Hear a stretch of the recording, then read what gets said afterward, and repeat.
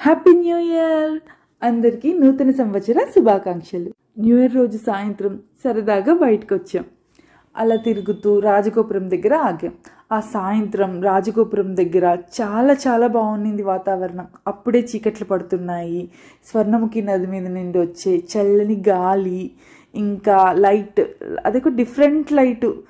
అంటే చీకటి పడుతున్నప్పుడు ఒకలాంటి ఎల్లో కలర్ అలాంటి లైట్, ఇంకా పైన కనిపిస్తున్న కొండ మీద కనిపిస్తున్న శివపార్వతులు చాలా బాగుండింది. పిల్లలిద్దరూ చాలా చాలా బాగా ఎంజాయ్ చేశారు. వాళ్ళిద్దరికన్నా నేను బాగా ఎంజాయ్ చేశాను ఆ వాతావరణాన్ని.